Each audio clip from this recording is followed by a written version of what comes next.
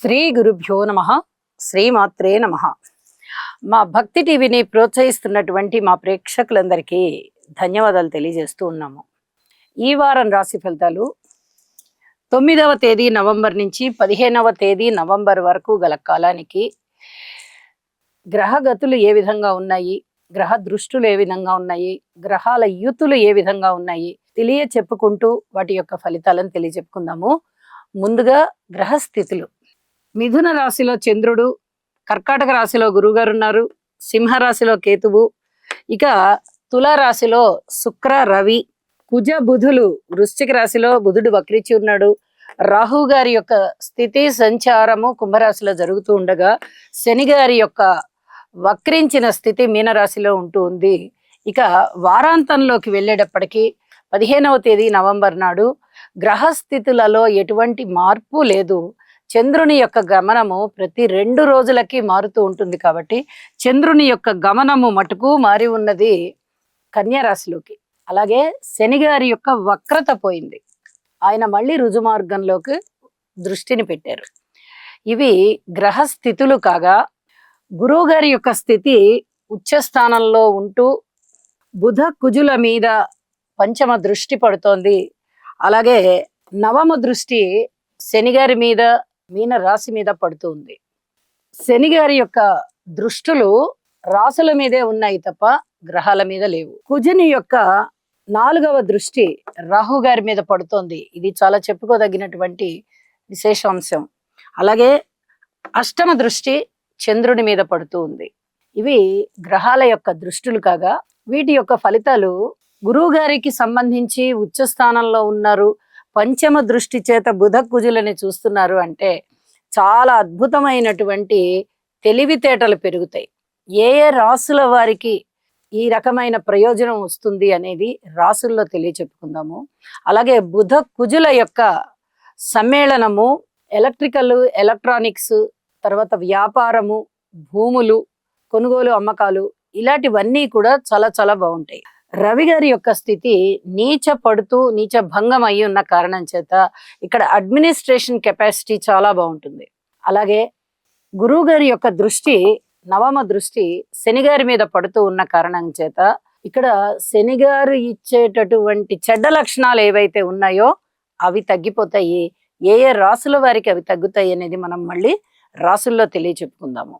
ఇక వారాంతంలోకి వెళ్ళేటప్పటికి ఏ మార్పులు లేని కారణం చేత దృష్టికి సంబంధించి శని గారి యొక్క దృష్టి పూర్ణ దృష్టి చంద్రుడి మీద పడుతూ ఉన్న కారణం చేత ఒక విధమైనటువంటి మానసిక ఒత్తిడి పెరుగుతుంది. ఈ మానసిక ఒత్తిడి నుంచి జయించడానికి యోగా చెయ్యాలి. ఇది ప్రతివారు చేయవచ్చు, చెప్పదగినటువంటి సూచనగా తెలియజేస్తూ ఉన్నాను. ఇక గ్రహ సమ్మేళనాలు రవి శుక్రులు కానీ బుధ కుజులు కానీ ఇవి మంచి సమ్మేళనాలు కాబట్టి తద్వారా మంచి ఫలితాలే మానవాళికి కలుగుతూ ఉంటాయి. ఇది చెప్పదగినటువంటి సూచన. ఇక గురువు గారి దృష్టి శని గారి మీద కూడా పడుతుంది అనుకున్నాం కదా. దీనికి సంబంధించి శని గారికి సంబంధించి స్తోత్ర పారాయణాలు చేసుకోవడం, హనుమాన్ చాలీసా చదవడం, శని గారికి తైలాభిషేకం చేసుకోవడం ఇవి చాలా చాలా మంచి పద్ధతులు. ఇంకా తగ్గుతాయి ఆ చెడ్డ ఫలితాలు ఏవైతే ఉన్నాయో ఏ రాసులకైనా కానీ ఆ ఫలితాలన్నీ తగ్గుతాయి. ఎందుకంటే గురువు గారి దృష్టి ఉన్నప్పుడు ఏ గ్రహమైనా సరే ఖచ్చితంగా మంచి చేస్తుంది. ఆ గురువు యొక్క గురుత్వానికి లోబడి ఉంటుంది అనమాట. కాబట్టి మంచి జరుగుతుంది. ఈ మంచి జరగడం కోసం మరింతగా ఆ గ్రహాలకి గనక మనము స్తోత్ర పారాయణలు లేదా పరిహారాలు చేసుకున్నట్టయితే చాలా వరకు ప్రశాంత జీవితం ఉంటుంది అని చెప్పి తెలియజేస్తూ రాసుల్లోకి వెడదాము. మకర రాశి. మకర రాశి వారి నక్కని తొక్కారని చెప్పాలి. ఎంత అద్భుతమైన గ్రహస్థితులు అంటే ఈ వారం రోజులు కూడా వారికి చాలా అద్భుతంగా ఉంది. తృతీయ స్థానంలో శని గారు బాగున్నారండి, షష్ఠ స్థానంలో చంద్రుడు బాగున్నారు, సప్తమంలో గురువు గారు బాగున్నారు, దశమంలో శుక్ర రవిలు బాగున్నారు, ఏకాదశంలో కుజ బుధులు బాగున్నారు. అంటే వారికి ఏంటి అసలు అన్ని గ్రహాలు బాగున్నట్టే. 7 గ్రహాలు బాగున్నాయంటే వ్యతిరేకమైనవి 2 కదా. ఆ రెండింటినీ కూడా వీరు దుష్ట ఫలితాలు ఏవైతే ఆ 2 గ్రహాలు ఇస్తున్నాయో వాటిని అధిగమించగలరు. అలాంటి పరిస్థితి కనిపిస్తోంది. వారిద్దరూ రాహుకేతువులే అవ్వడం గమనార్హం. ఇక్కడ రాహుకేతు పూజ చేసుకుంటే ఆటోమేటిక్ గా వారు ఇచ్చేటటువంటి దుష్ట ఫలితాలని దాటేయగలుగుతారు. కుటుంబంలో ఏదైనా చిన్నపాటి అనైక్యత కనిపించినా కృషి చెయ్యండి. అన్నదమ్ములు బాగున్నారు, విద్య బాగుంది, ఉద్యోగం బాగుంది, వ్యాపారం బాగుంది, సంతానం బాగున్నారు, అలాగే అన్నదమ్ముల సహాయ సహకారాలు బాగున్నాయి, రుణ బాధలు తగ్గిపోతున్నాయి, కొత్త రుణాలు కావాలంటే దొరుకుతున్నాయి, కీర్తి ప్రతిష్టలు వస్తున్నాయి, విద్యా లాభాలు, ధన లాభాలు, భార్యాభర్తల అన్యోన్యతలు, వివాహాది శుభకార్యాలు కుదరడము, ఉద్యోగంలో ప్రమోషన్స్ రావడము, ఉద్యోగ జీవితంలో చాలా చాలా ఆనందం కలగడము, ఊహించని విధంగా ధన లాభాలు, వస్తు లాభాలు, ద్రవ్య లాభాలు, వాహన లాభాలు, ఒక్కటేమిటి సమస్తమైనటువంటి అంశాలలోనూ కొంచెం కొంచెం మంచి జరుగుతోంది. ఎవరికైనా ఇలా జరగట్లేదండి మీరు ఇంత గొప్పగా చెప్తున్నారు అంటే మీ జన్మ జాతకంలో ఏదైనా గ్రహ దోషాలు కనిపిస్తున్నాయో చూసుకోండి. గోచార రీత్యా చాలా చాలా అద్భుతమైన ఫలితాలు అని చెప్పడంలో ఎటువంటి సందేహం లేదు. ఉద్యోగంలో ఉన్నత స్థితి ఉంది, మీ కష్టాన్ని గుర్తించడం ఉంది, కీర్తి ప్రతిష్టలు ఉన్నాయి, ధన ధాన్య లబ్ధి కలుగుతోంది.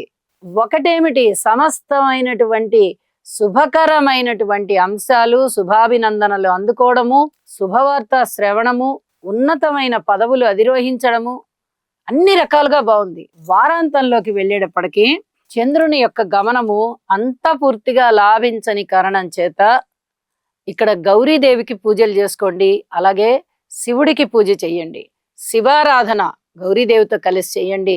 చాలా చాలా అద్భుతమైన ఫలితాలు మీకు ఉన్నాయి. అన్ని అంశాలు బాగున్నాయి అని చెప్పి తెలియజేస్తున్నాను. శుభం. ఈ రాశివారు నవగ్రహ ధ్యాన శ్లోకం అయినటువంటి ఆదిత్యాయ చ సోమాయ మంగళాయ బుధాయ చ గురు శుక్ర శనిభ్యశ్చ రాహవే కేతవే నమః అనే మంత్రాన్ని ప్రతినిత్యము పఠించడం ద్వారా లేదా వినడం ద్వారా మీకు మరింత మేలు జరుగుతుంది. అలాగే మీ మనస్సంకల్పం ఏదైతే ఉందో అది సిద్ధించే అవకాశం ఉన్నది. రాహుగ్రహం యొక్క అనుకూలత కొరకు అర్ధకాయం మహావీరం చంద్రాదిత్య విమర్దనం సింహికా గర్భ సంభూతం తం రాహుం ప్రణమామ్యహం.